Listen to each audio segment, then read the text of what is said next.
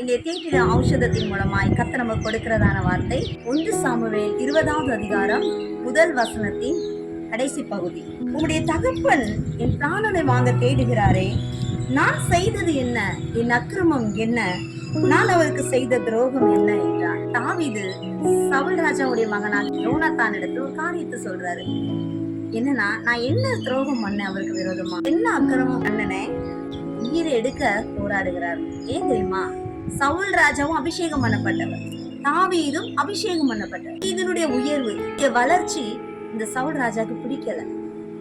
அதனால அவர் மேல பொறாம கொண்டு தாவீதை கொல்வதற்கு எத்தனையோ முறை ஈட்டியை எறிந்தான், கொல்ல பார்த்தான். ஒவ்வொரு முறையும் கர்த்தர் சவுலின் கைக்கு இருந்து தாவீதை தப்புவித்தார்.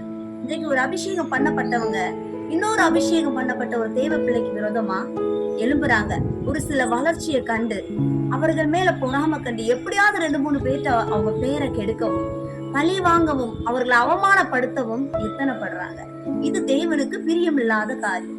இதே போல பாருங்க, தாவீதுக்கு ஒரு சந்தர்ப்பம் கிடைச்சது, சவுலை அழிக்கிறதுக்கு சரியான ஒரு சமயம் கிடைச்சது. ஆனா கர்த்தருக்கு பயந்து தாவீது சவுலை கொல்லவே இல்லை. அபிஷேகம் பண்ணப்பட்டவர் மேல் நான் கை வைக்க மாட்டேன்னு சொல்லி அவர் சவுலை விட்டு விட்டு சென்றார். இதுதான் ஒரு நல்ல குணம், கர்த்தருக்கு பயப்படுகிற ஒரு பயம்.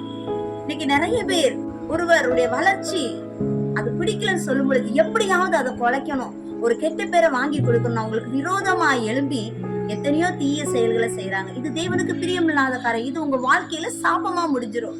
அதனால தயவு செய்து தேவனால் அபிஷேகம் பண்ணப்பட்ட பிள்ளைகளை தொடாதீங்க, அவங்களுக்கு விரோதமா எழும்பாதீங்க.